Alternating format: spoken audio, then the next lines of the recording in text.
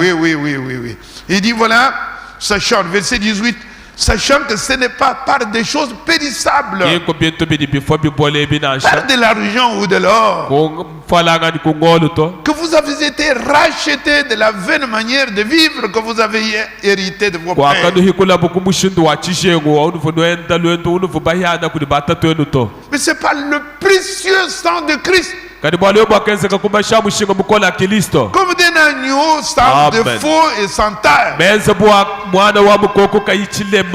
prédestiné avant la fondation du monde. Alors écoutez bien aimé, quelque chose qui est merveilleux là-dedans. Si nous avons coûté cher, vous voyez l'expiation maintenant. Et comment suit le mot de protection? Parce que nous avons coûté cher au Seigneur. L'épouse est quelque chose de valeureux pour Dieu. Ce n'est pas n'importe quoi. Parce qu'il a payé plus cher. Le prix est cher, mais la marchandise aussi est chère. L'épouse est quelque chose de très cher devant Dieu. Et parce que c'est très cher, il y a alors la protection. Vous savez comment vous êtes là, bien-aimés? Nous sommes protégés par le sang de Jésus-Christ. Le corps local. Le corps local, c'est-à-dire le tabernacle général, sont protégés par le sang de l'agneau. Amen. Et cela est la vérité.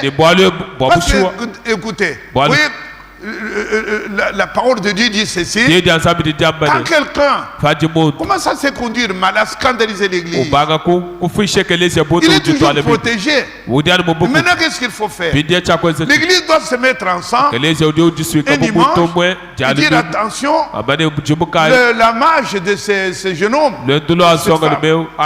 scandalise l'église, et il y a l'opprobre que nous portons par sa marche.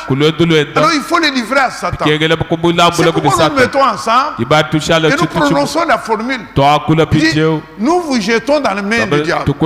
Ça veut dire quoi? Nous l'enlevons sous le sang qui le protégeait. Amen.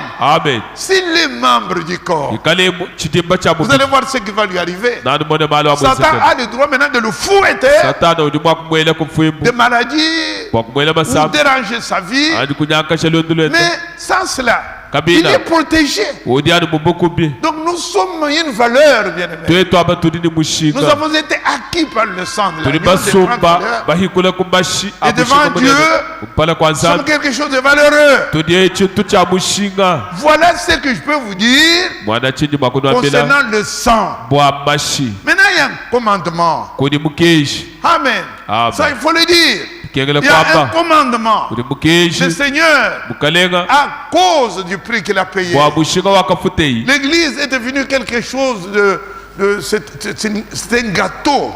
Et il nous dit, il se rappelle ce que lui a fait pour acquérir l'église. C'est sa vie. Il a donné sa vie. Et il demande. Et il donne. Il communique à nous. Nous sommes dans ce corps-là. Il nous communique cette force-là qui est l'amour. Si vous êtes racheté, en vous on a mis aussi cette force qui vous a racheté. Est-ce que vous me comprenez?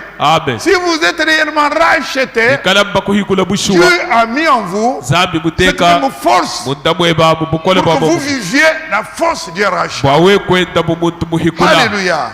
Et c'est pourquoi l'amour, nous parlons de l'amour. L'amour. Oh bien-aimé, nous sommes rachetés par l'amour. Et ce n'est pas n'importe quel amour. C'est l'amour divin qui est l'amour agapao.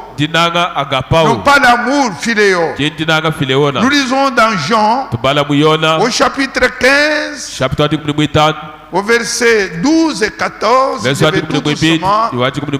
Ça c'est le commandement de Dieu. Si vous êtes de Dieu, si vous êtes rachetés, cet amour-là est mis en vous. Amen. Il l'a dit. wakamba. Lisons. Jean 15. Je dis verset 12. C'est ici mon commandement.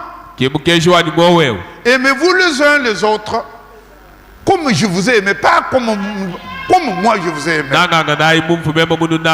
Est-ce que nous disons bonsoir? Amen. Ça c'est mon commandement.